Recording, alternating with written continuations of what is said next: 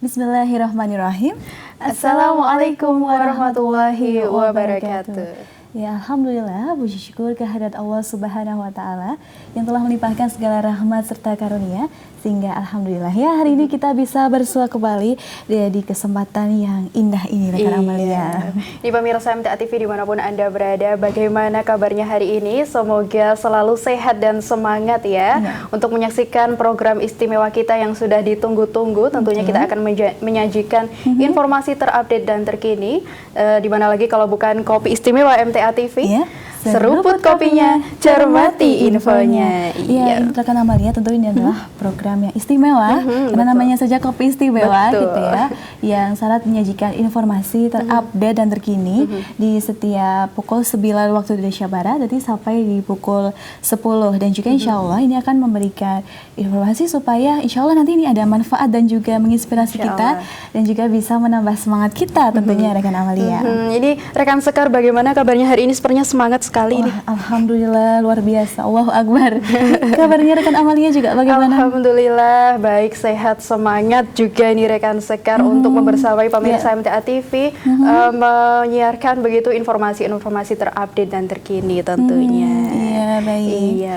Jadi kita juga akan bahas gitu ya, banyak sekali topik-topik yang akan kita bahas nanti. Info-info dari mungkin dunia pendidikan ada gitu ya, dari dakwah MTA pun juga ada gitu ya, dari event yang sangat ini ya, sangat familiar sekali hari ini, itu ada sepak bola. Sepak bola yang lagi banyak diperbincangkan. Betul. Ini ada event dunia atau event internasional yang digelar di Solo. Ada Piala Dunia U17 ini rekan Sekar. Rekan Sekar nyimak Piala Dunia U17 enggak? Saya tidak terlalu menyimak gitu ya, tapi saya rasa ini ada informasi juga untuk teman-teman yang suka dengan bola gitu. Tapi ini kebetulan adalah Solo ini menjadi tuan rumah ya, untuk pertama kalinya di Piala U17. Baik. Ini ada kemarin sudah memasuki babak semifinal dan juga nanti akan memasuki babak final ini. Dan ini kita informasikan ya kepada pemirsa MTA TV, ini ada Piala Dunia U17 memasuki babak semifinal, meloloskan Jerman dan Prancis ke partai final.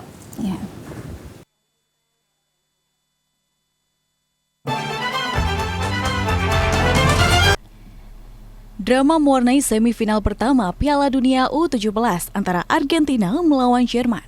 Kedua kesebelasan bermain sama kuat dengan skor imbang 3-3. Sampai wasit meniup peluit panjang tanda berakhirnya pertandingan, kedudukan belum berubah sehingga harus dilakukan adu penalti. Adu penalti dimenangkan oleh Jerman dengan skor 4-2. Pelatih Jerman Christian Bug mengatakan timnya optimis meraih kemenangan siapapun yang menjadi lawan Jerman di partai final. Es wäre natürlich unglaublich, wenn wir als Europameister auch noch den Weltmeistertitel holen würden. Ich weiß nicht, ob es das schon mal gab. Da bin ich leider nicht wirklich im Thema drin. Wir haben natürlich jetzt das Ziel, im Finale zu bestehen und egal wie der Gegner heißt, auch erfolgreich zu sein. Und man muss sich es mal überlegen, wir haben in der Europameisterschaft kein Spiel verloren. Wir haben hier jetzt auch noch kein Spiel verloren. Das heißt, die Jungs haben es in sich, wirklich den letzten Schritt zu gehen. Wir hatten jetzt das Problem, dass wir nur 5 Auswechselspieler auf der Bank hatten. Das heißt, jetzt haben die verletzten Spieler, die kranken Spieler wieder die Möglichkeit, ans Team ranzukommen. Und das ist jetzt die Hauptaufgabe von den Physiotherapeuten und den Ärzten. Und dann wollen wir natürlich jetzt, kurz bevor wir ins Finale kommen, wollen wir natürlich auch die Goldmedaille haben, natürlich. Di pertandingan lain, Mali harus mengakui kekalahan atas Prancis dengan skor 2-0. Jerman melawan Prancis akan memperebutkan trofi Piala Dunia U17 pertama mereka pada Sabtu 2 Desember mendatang. Dari Kota Solo, Jawa Tengah, Habib Taslim melaporkan. Iya, itu tadi ya beritanya. Tadi ada pertandingan antara Prancis dan juga Jerman begitu. Dan congratulations ya untuk Jerman dan juga Prancis ya, ini akan bertanding di final nanti tanggal 2 Desember begitu ya. Dan untuk Jerman sendiri melawan Argentina ini dengan skor, akhirnya skornya di awalnya 3-3 ya, karena untuk menyamakan kedudukan itu dilakukan adu penalti, jadinya 4-2. Akhirnya nih yang memenangkan adalah Jerman, yaitu nanti melawan Prancis. Iya, gitu. setelah pertandingan sengit nih ya rekan Sekar, didapat juaranya adalah Jerman, dan akhirnya Jerman akan maju ke final melawan Prancis begitu. Kalau Prancis ini sebelumnya melawan Mali ya rekan Sekar. Melawan Mali ya, 2-1 ya. Congratulations, mudah-mudahan ini bisa bisa lancar ya di final nanti ya begitu ya, untuk mengharumkan negaranya masing-masing. Oke. Rekan Sekar jago yang mana ini? Sebenarnya tetap Indonesia di hati ya, tapi siapapun nanti yang terbaik lah, intinya sudah yang terbaik gitu ya. Amalia, I'm sorry. And kita ke berita berikutnya ya, rekan Amalia. Dan tadi kalau kita sudah membicarakan tentang olahraga, ini kita ke pendidikan. Rekan Amalia, apa sih yang paling diingat ketika di masa-masa SMA?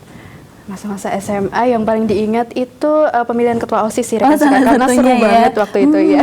Di usia yang kita mungkin masih 15, 16, belum mencapai 17 tahun, karena memang kalau pemilu itu harus 17 tahun. Nah, ini kita dilatih nih di OSIS untuk bisa menyuarakan hak kita memilih siapa nanti ketua OSISnya gitu. Dan karena ini masa-masa pemilu ya rekan Amalia, tentu banyak hal yang diajarkan seperti asas-asas dalam pemilu seperti luber jurdil. Kita ada langsung, umum, lalu bebas ya. Bebas, jujur dan juga rahasia dan adil. Oh, rahasianya ketinggalan, rahasia. Jujur dan juga adil. Ya. Tentunya kita harus bisa menggunakan hak kita. Nanti teman-teman yang di atas 17 tahun ini tentunya bisa menggunakan haknya untuk memilih presiden terbaik. Tapi kalau ini OSIS di SMA ini berarti dilatih untuk ini ya, berdemokrasi. Baik. Ini mungkin di SMP ya rekan Sekar ya. Kalau SMA mungkin sudah ada beberapa yang jadi pemilih begitu. Ini di SMP ini ada pemilihan ketua OSIS yang dikemas layaknya pemilu presiden. Oh, di SMP juga ya. Baik, di SMP IT Karanganyar begitu ya. Baik. Dan kita langsung bacakan informasinya untuk Anda. Pemirsa, bagaimana jadinya jika kegiatan pemilihan ketua OSIS dikemas layaknya pemilu presiden? Berikut jalannya pemilihan ketua OSIS di SMP IT MTA Karanganyar, Jawa Tengah.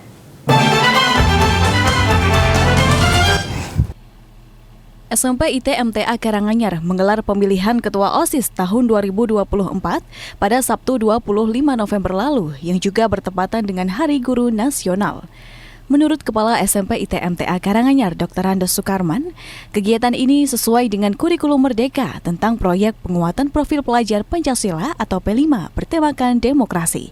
Nah, kegiatan pemilihan OSIS ini sebenarnya merupakan bagian dari kegiatan proyek penguatan profil pelajar Pancasila atau P5 yang saat ini dipilih tema suara demokrasi. Sebelumnya telah dilakukan kunjungan ke kantor KPU Kabupaten Karanganyar untuk mendapatkan pengetahuan tentang suara demokrasi. Noris Ataya Mufidah, salah seorang siswa, mengaku antusias dengan digelarnya pemilihan ketua OSIS yang baru kali pertama digelar ini. Ya, saya sangat senang sekali mengikuti kegiatan pemilihan ketua OSIS ini karena di SMP MTA Karanganyar baru pertama kali diadakan melalui proyek P5 yaitu suara demokrasi, sehingga kami para siswi SMP dapat mempelajari tentang demokrasi di Indonesia. Pada pemilihan ini, Fatimah Giska Zatunuha ditetapkan sebagai Ketua OSIS Putri dengan perolehan suara 62% suara. Sedangkan Ketua OSIS Putra terpilih Hamzah Bagasya Putra. Assalamualaikum warahmatullahi wabarakatuh. Nama saya Giska Zatunuha. Alhamdulillah saya terpilih sebagai Ketua OSIS masa bakti 2024-2024. Untuk teman-teman yang sudah mendukung saya ucapkan banyak sekali terima kasih. Tanpa kalian saya tidak bisa ada di titik ini, dan untuk kedepannya semoga saya bisa menjalankan amanah ini dengan baik dan penuh dengan tanggung jawab. Melalui kegiatan ini, diharapkan para siswa mempunyai suatu pengalaman tata cara pemilihan yang akan bermanfaat bagi siswa saat berada di tengah lingkungan masyarakat. Kontributor Karanganyar, Jawa Tengah, Yusuf Dalil Maulana, MTA TV. Iya, tadi itu dia ya. ternyata di SMP MTA ini ada pemilihan ketua OSIS. Tadi kalau di SMP MTA ini berarti berbeda ya. Jadi ada ketua OSIS putri dan juga ada ketua OSIS putra begitu. Baik. Ini juga selamat ini bagi Mas Hamzah dan juga Mbak Fatima yang sudah terpilih jadi ketua OSIS ya, putra dan putri di SMP IT MTA Karanganyar. Semoga bisa menjalankan amanahnya dengan sebaik-baiknya dan juga semoga bisa menjadi pembelajaran. Tadi adalah bahan pembelajaran P5 ya, rekan sekarya. Pembelajaran P5 yang ada di SMP MTA Karanganyar begitu. Nah, ini kita beralih ke pendidikan usia dini atau pendidikan anak-anak nih rekan sekar. Menyenangkan sekali. Iya, ini rekan sekar sekali ini kayaknya dunianya rekan sekar ini. Pendidikan TK dan anak-anak. Jadi bernostalgia tadi kalau kita ke SMP, sekarang kita ke pendidikan anak usia dini gitu. Yang paling diingatkan Amalia apa nih ketika di pembelajaran di TK dulu? Aduh, di TK itu saya main-main aja sih rekan sekar ya. Ini ternyata kalau di TK itu banyak sekali, tidak hanya di kelas ternyata, tidak hanya dengan alat permainan edukasi yang dalam maupun di luar, tapi juga ada serangkaian kegiatan seperti outing kelas. Lalu ini ada puncak tema, jadi ada temanya ini seperti binatang gitu ya. Maka dihadirkan acara yaitu membawa binatang-binatang gitu ya, seperti ada reptil, lalu ada hewan peliharaan juga. Jadi anak-anak diajarkan untuk memegang. Wah, anak-anak diajarkan untuk berani berarti ya, berani untuk berinteraksi dengan binatang. Betul sekali. Rekan Amalia suka hewan apa? Kucing. Kucing, banyak suka juga ya. Nah ini rekan sekar, kita langsung saja ke informasinya selanjutnya ya rekan sekar ya. Ini ada mengisi puncak tema binatang, TKIT MTA Sukoharjo Jawa Tengah menghadirkan berbagai binatang untuk dikenalkan kepada para peserta didiknya.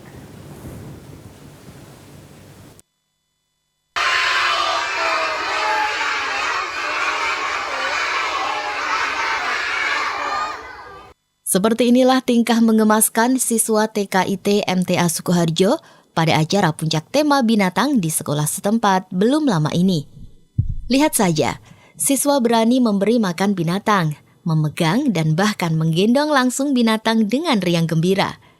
Bermacam-macam jenis binatang sengaja dihadirkan pada acara ini, mulai dari ular, iguana, kelinci, dan binatang lainnya. Salah seorang pendidik TKIT MTA Sukoharjo menjelaskan, dihadirkannya para satwa ini bertujuan untuk mengenalkan anak didik kepada Tuhan melalui ciptaannya. Dengan tujuan memperkenalkan anak-anak pada Tuhannya melalui ciptaannya. Kegiatan mengisi puncak tema binatang ini disambut antusias oleh orang tua murid karena membuat anak-anak menjadi senang dan bisa melihat binatang secara langsung. Sehingga anak-anak jadi happy, jadi antusias terhadap hewan-hewan, bisa secara langsung lihat hewan-hewannya. Melalui kegiatan ini, diharapkan mampu menimbulkan kasih sayang antar makhluk ciptaan Allah, serta memberikan pengalaman secara langsung mengenai tingkah laku binatang kepada peserta didik. Kontributor Sukoharjo Jawa Tengah, Hapsah Intan Muniroh, MTA TV. Iya, itu tadi ya beritanya dari TKIT MTA Sukoharjo. Gemes-gemes banget adik-adiknya ya. Tadi ada hewan, ada kelinci, ada iguana. Berani sekali mereka pegang iguana ya. Saya tuh agak takut loh kalau pegang iguana tuh. Terus agak ada ular gitu. juga, Ada ular banget juga. pegangnya gitu ya. Biasanya kalau orang dewasa tuh udah ada yang takut, trauma gitu. Kalau anak-anak kan masih itu ya polos ya. Jadi penasaran gitu ya. Rasa penasarannya itu masih tinggi. Iya, jadi betul. pengen tahu, aduh itu ular tuh gimana gitu ya, iguana tuh gimana gitu. Ini juga mengajarkan anak untuk bersahabat juga dengan hewan ya. Betul. Tadi juga disampaikan oleh Bunda Guru ya bahwa ini mengajarkan bagaimana hewan itu adalah ciptaan Allah. Ini kalau di PAUD ini masuknya aspek 6 nilai agama dan moral. Jadi mengenal Tuhan melalui ciptaannya gitu. Saling mengasih sayang kepada sesama ciptaan Allah begitu Itu ya Bu. juga Tadi bisa, diajarkan kepada teman-teman atau adik-adik kita di TKIT MTA Sukoharjo begitu. Baik. Dan ketika kita menjadi anak TK pun kita harus semangat belajar dan juga harus sehat. Selain harus sehat, tentu kita harus selalu rutin menjaga kesehatan dan juga bisa juga ketika nanti di musim-musim yang seperti ini musim-musim pancaroba, dari panas ke hujan ini mungkin banyak sekali pemirsa yang mungkin jatuh sakit qadarullah begitu. Semoga segera sembuh ya rekan sekarya, teman-teman juga. Dan seperti insya Allah Majelis Tafsir Al-Quran juga memiliki salah satu klinik ya, satu klinik yang insya Allah nanti bisa sarana untuk teman-teman jika mau periksa ketika sakit gitu ya. Dan untuk terus meningkatkan standarisasinya dan juga peningkatan mutu, ini klinik Pratama MTA ini selalu meningkatkan gitu ya pelayanannya, baik nanti di administrasi publiknya dan juga di mungkin di tempat tunggu antre dan juga ada klinik laboratorium dan juga dokter umum dan juga dokter gigi ini selalu diperbaiki, diupdate terus perkembangannya. Ini ada perkembangan apa dari klinik Pratama MTA? Ini informasinya akan kita hadirkan, yaitu guna memenuhi standarisasi pelayanan kesehatan kepada masyarakat, klinik Pratama MTA terus meningkatkan mutu pelayanan dengan pengujian akreditasi.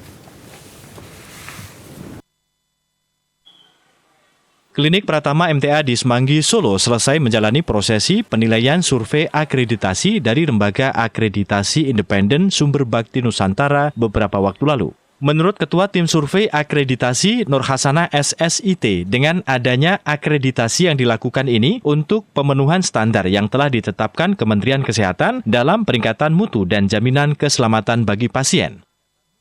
Kepada masyarakat, kepada pasien itu sudah sesuai dengan standar, sudah sesuai dengan keharusan yang harus dilaksanakan. Jadi itu adalah jaminan mutu atau quality control dari pihak kementerian bahwa klinik ini dalam memberikan pelayanan tidak sembarangan.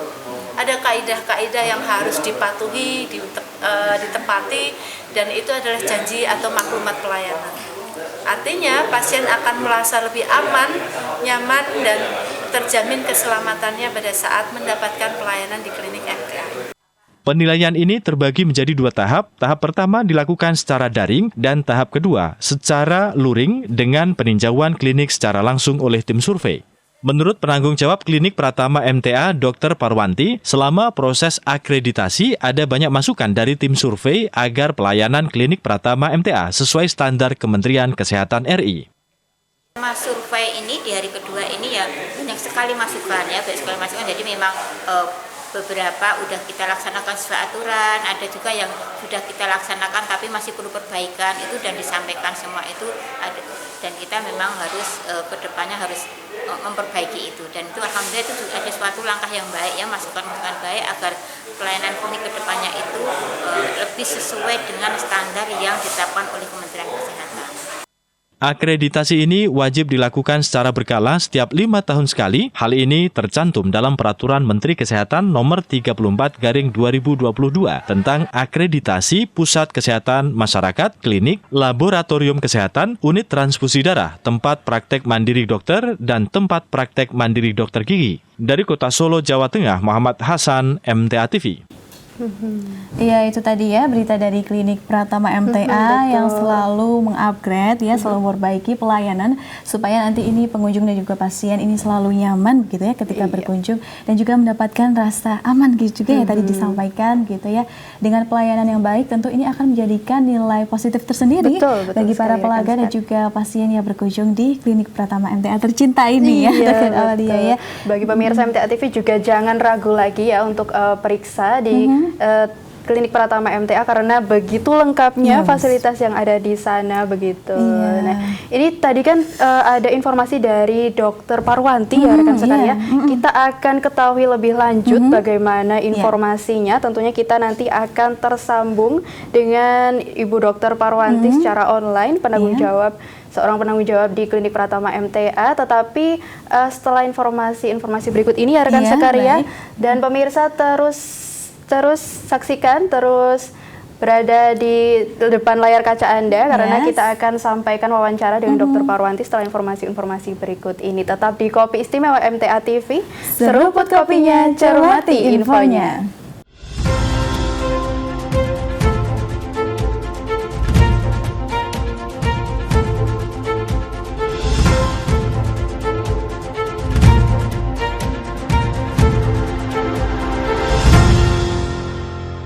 Iya pemirsa, terima kasih banyak ya masih bersama kami di Kopi Istimewa.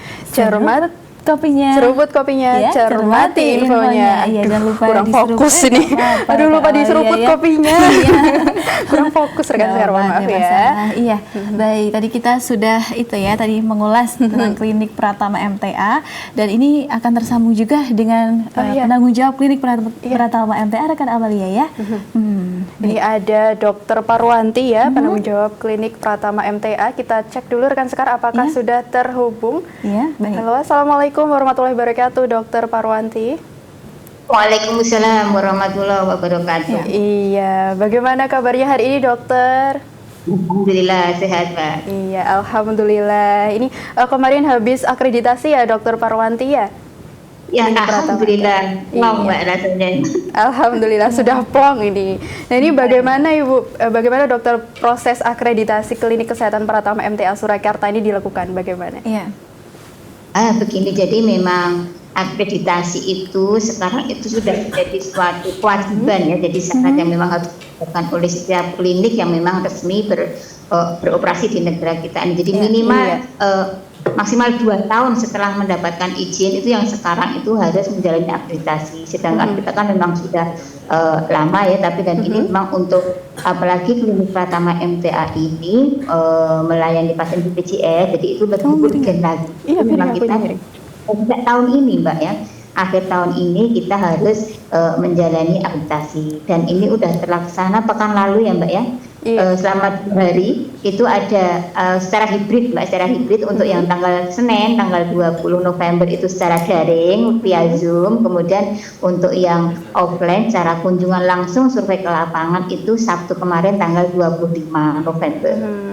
Iya, baik dokter. Ini apakah terdapat persyaratan khusus mungkin yang harus dipenuhi untuk bisa mendapatkan akreditasi itu sendiri, dokter?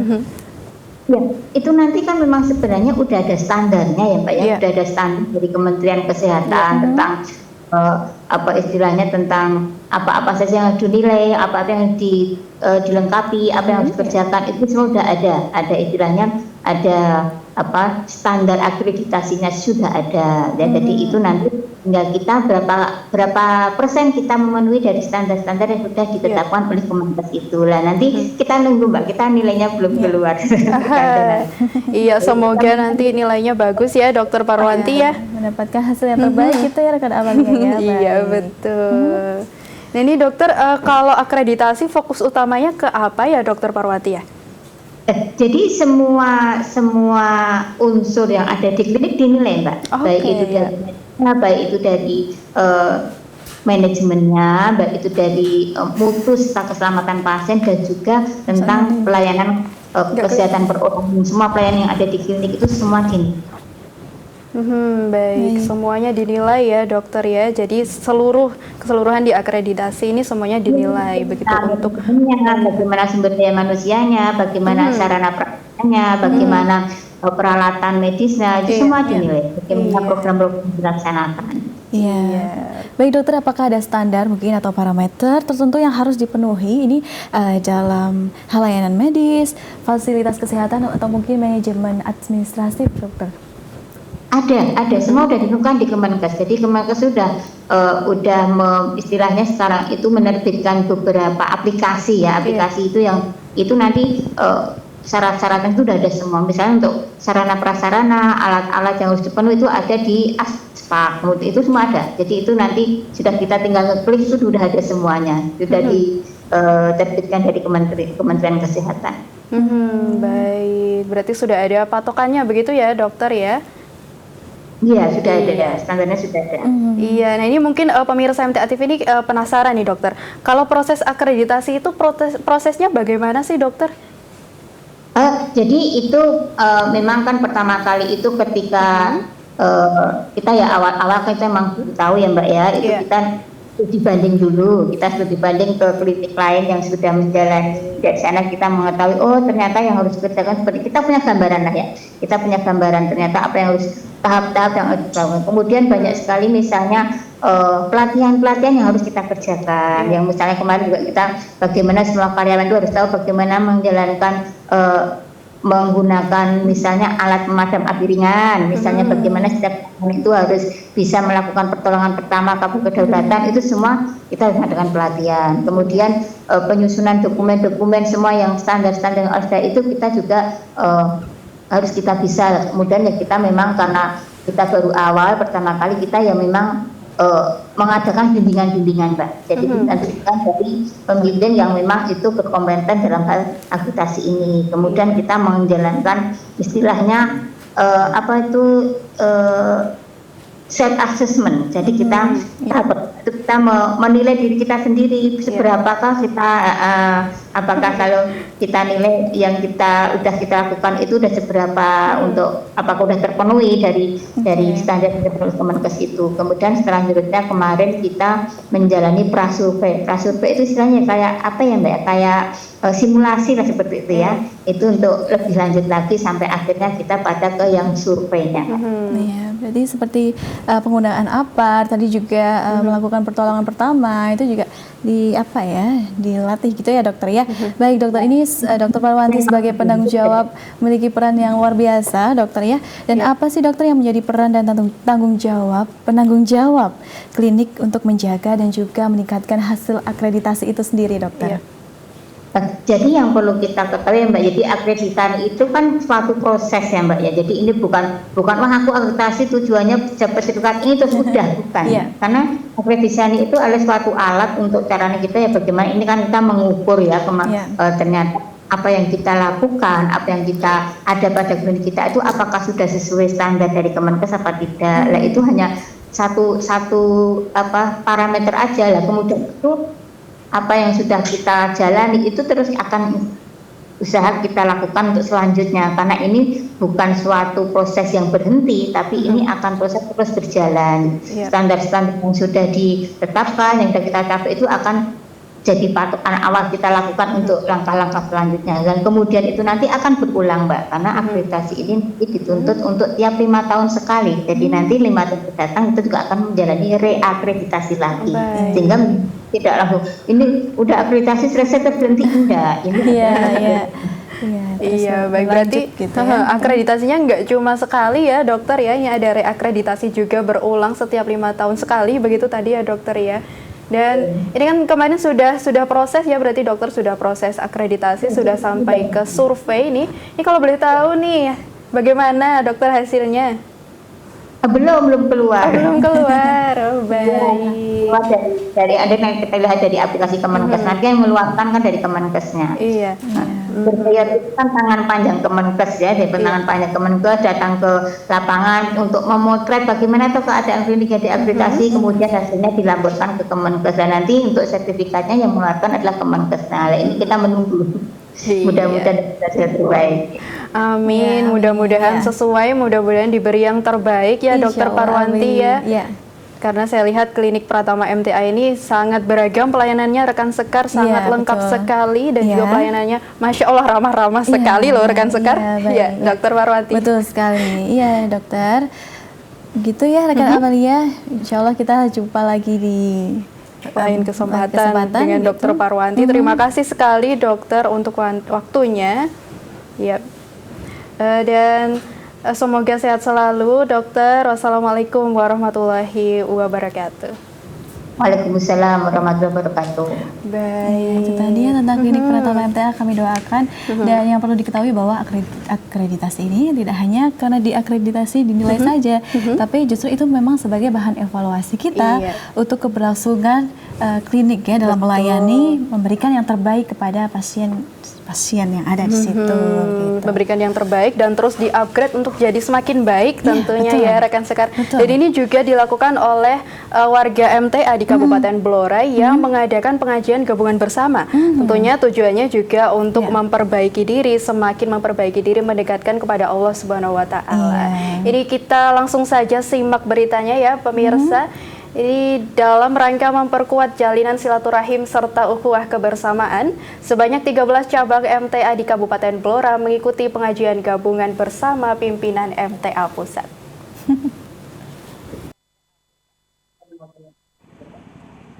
Pimpinan Majelis Tafsir Al-Quran Pusat Al-Ustadz Nur Khalid Saifullah LCMhu memberikan tausiah secara langsung pengajian gabungan perwakilan Blora pada Kamis lalu. Diikuti lebih dari 750 peserta, kegiatan ini bertempat di gedung perwakilan MTA Blora, Dusun Bangkerep, Desa Balong, Kecamatan Kunduran. Salah seorang peserta, Ainur Rafiq, mengaku bersyukur kajian dapat terselenggara, sehingga jalinan silaturahim dan ukhuwah terus kuat. Alhamdulillah, bersyukur kepada Allah Subhanahu wa taala atas terselenggaranya pengajian gabungan Majelis Tafsir Al-Quran seperwakilan Blora.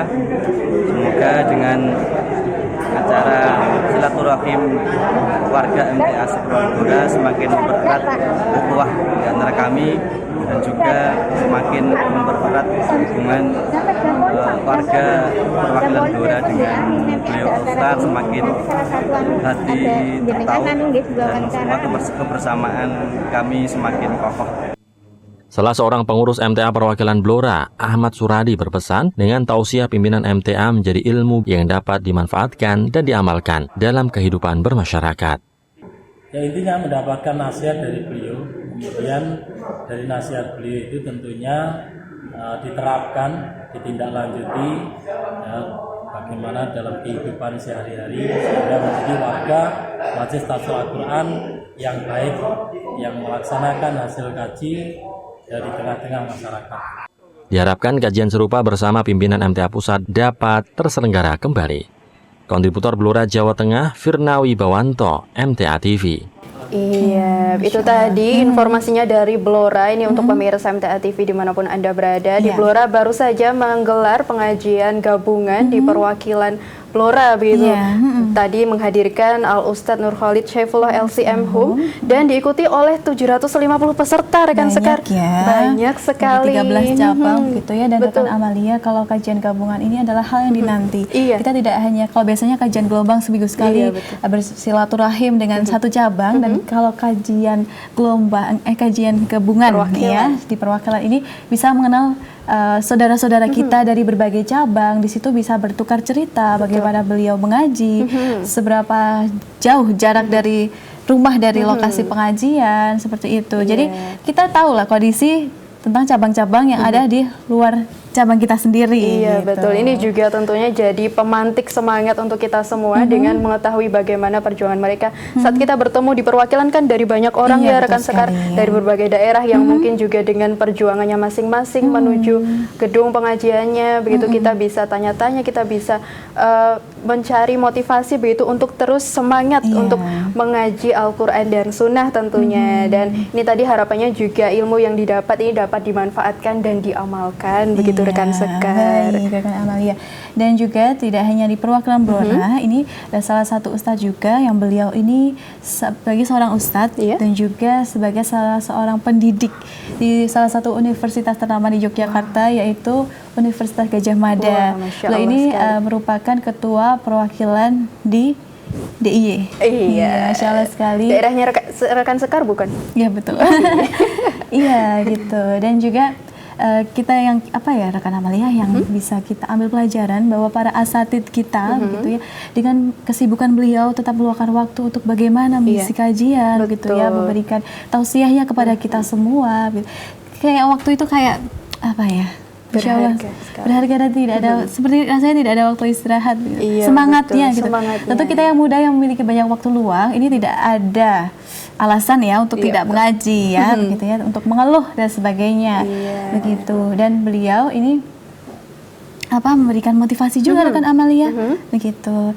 Dan apa sih yang paling diingat, motivasi apa? Mungkin dari Ustadz siapa gitu yang paling diingat oleh rekan Amalia? Kalau saya paling diingat, kalau mengaji tidak hanya disimak tapi juga diamalkan rekan Sekar. Dan ini jadi tantangan bagi saya dan mungkin juga pemirsa MTA TV dimanapun Anda berada juga, bahwa mengamalkan hasil kaji ini memang sulit ternyata ya rekan Sekar ya.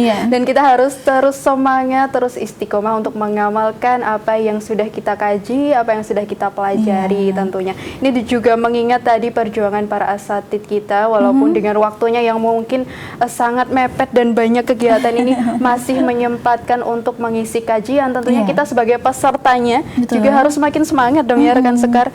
Iya, dan yang harus kita ketahui bahwa kita harus bersyukur juga. Mungkin saat ini rekan Amalia di cabang maupun di perwakilannya sudah ada gedung sendiri ya yang nyaman gitu ya. Dan ini saudara kita yang ada di Cilacap ini saat ini memang kajiannya belum di gedungnya sendiri gitu ya. Tapi alhamdulillah tetap bisa melaksanakan kajian. Masya Allah, tetap semangat nih. Iya, dan ini dimotivasi selalu oleh Ustadz Dr. Sri Mulyana M.Com gitu. Baik, yang juga selaku dosen Universitas Gadjah Mada ya. Kita tahu sendiri ya Universitas Gadjah Mada itu universitas ternama begitu di Indonesia, dan tentunya di sana nggak ada kayak waktu luang gabut gitu ya. Dan ini tentunya ustadznya juga masih menyempatkan tadi untuk mengisi kajian sampai ke Cilacap ya rekan Iya, sampai ke Cilacap. Bagaimana beliau tidak hanya di Jogja saja ternyata ya, keluar Jogja juga. Nah, itu dia yang saya garis bawahi bahwa beliau-beliau itu semangatnya luar biasa gitu, di tengah kesibukannya masih bisa memberikan tausiah gitu ya, berdakwah dari satu majelis ke majelis yang lain gitu ya, untuk membagikan ilmu-ilmunya.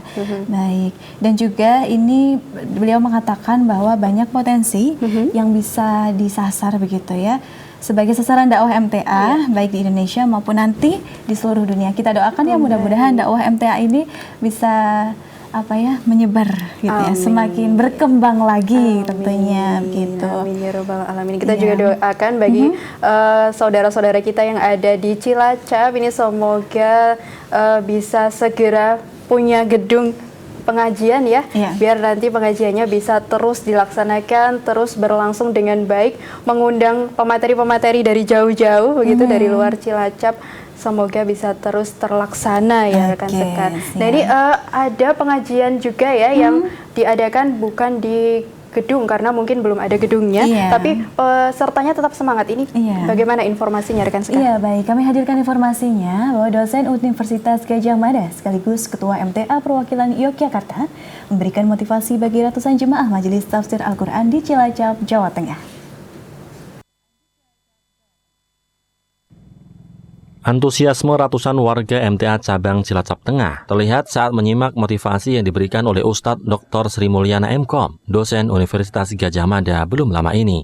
Kehadiran Ustadz Sri Mulyana sekaligus mengawal perkembangan dakwah Majelis Tafsir Al-Quran yang ada di wilayah Cilacap, Jawa Tengah hingga saat ini. Menurutnya, perlu banyak potensi yang digunakan untuk menyasar sasaran dakwah MTA, baik di Indonesia maupun di seluruh dunia. Ke depan masih membutuhkan banyak sekali potensi-potensi dari Majelis Tafsir Al-Quran itu untuk menggarap 10 sasaran dakwah yang ada di seluruh wilayah Indonesia bahkan di dunia ini. Meski saat ini pengajian di MTA Cabang Cilacap Tengah belum bertempat di gedung majelis, pengurus Cabang Cilacap Tengah, Aan Parlian berharap penyampaian Ustadz Sri Mulyana bisa menjadi motivasi untuk mengembangkan pengajian MTA di wilayahnya. Apa yang disampaikan oleh Bapak Ustadz Sri Mulyana itu bisa untuk menjadi motivasi kami untuk supaya senantiasa cepat untuk kita bisa memiliki majelis baru. Melalui kegiatan ini diharapkan menumbuhkan semangat fisabilillah warga MTA untuk terus mengembangkan dan memajukan dakwah Al-Quran dan Sunnah. Kontributor Cilacap, Jawa Tengah, Trianta, MTA TV. Iya, Masya Allah. Antusias sekali ya peserta pengajian di Cilacap tadi. Semangat sekali mengikuti pengajian begitu rekan sekar. Dan selain pengajian ya, ini di salah satu lembaga dakwah kita juga, salah satunya di dunia pendidikan. Nah, ini kembali kalau tadi sudah di SMP, lalu di TK, nah ini di SDIT MTA Makasih. Ternyata menggelar pembelajaran dan juga merekatkan ukhuwah tidak hanya dengan guru dengan murid gitu ya, tapi juga guru, murid dan juga orang tua. Kalau biasanya tuh ada parenting ya, kayak rapat gitu dengan orang parenting untuk orang tua ya, untuk orang tua semakin mengupgrade ilmunya juga untuk bagaimana mendidik anak-anaknya. Tentunya tugas mendidik anak-anak ini tidak hanya tugas guru ya, rekan sekar ya. Jadi wali murid, orang tua ini juga sangat-sangat berperan dalam pendidikan anaknya. Dan tadi juga diadakan family gathering atau tadi juga kegiatan pelatihan ya, parenting tadi. Ini family gathering ini ya banyak dilakukan oleh sekolah-sekolah ya. Ini kenapa ya? Iya, karena itu bisa apa tadi sebenarnya saya sampaikan kan Amalia ya, bisa semakin merekatkan ukhuwah gitu antara guru, murid dan juga siswa. Kalau biasanya kan hanya bertemu siswa saja. Nah, ini bagaimana ketika berwisata juga ini bersama dengan orang tua siswa, kita akan semakin mengenal. Tidak hanya piknik aja loh family gathering itu, tapi juga ada game-game, fun game gitu ya. Fun game yang bernilai, di situ ada nilai edukasinya juga. Bagaimana orang tua semakin dekat dengan anak dengan game itu. Gitu. Iya, pernah ya rekan Amalia? Kalau saya dulu waktu kecil belum ada family gathering ya, rekan gitu Sekar ya. Okay. Mungkin adik saya dulu ada kegiatan family gathering, begitu saya juga ikut di sana. Seru sekali loh rekan Sekar ya, ternyata family gathering. Iya, seru sekali ya, tuh bisa ikut juga kalau sudah punya anak ya. Insya Allah. Insya Allah. Tentunya dong kita juga untuk anak-anak yang maksimal tentunya ya. Kalau sekolah mengadakan family gathering atau mungkin pelatihan parenting, tentunya kita harus semangat untuk ikut di sana, berperan di sana. Bagaimana kita terus mendidik anak kita dengan sebaik-baiknya ya rekan Sekar ya. Diluangkan waktunya untuk hadir ya. Karena betul sekali seperti yang rekan Amalia sampaikan bahwa tugas mendidik itu tidak hanya diserahkan kepada guru begitu saja. Karena apa? Karena kita sebagai orang tua yang lebih banyak waktunya dengan anak kita gitu ya, rekan Amalia. Baik, dan ini kegiatan family gathering ini yang dilakukan oleh salah satu SD kita, yaitu ada SDIT MTA Matesi. Oh iya, ini kita hadirkan informasinya ya rekan Sekar ya, ini ada family gathering. Nah, menjalin silaturahim dan kedekatan antara guru, wali murid serta anak didik, SDIT MTA Matesi Kabupaten Karanganyar menggelar family gathering. Masya Allah, seru sekali ya pemirsa. Seperti inilah antusiasme siswa kelas 4 SDIT MTA Matesi bersama wali murid dan para guru saat mengikuti acara family gathering di Telaga Madirda, Kabupaten Karanganyar. Salah seorang wali murid, Ari Ismiati, menyampaikan kegiatan diikuti seluruh peserta dengan kompak, sehingga menciptakan suasana persaudaraan dan tali silaturahim di keluarga besar SDIT MTA Matesi. Sehingga bisa menciptakan suasana persaudaraan dan menjalin tali silaturahmi bersama keluarga SDIT MTA Matesi.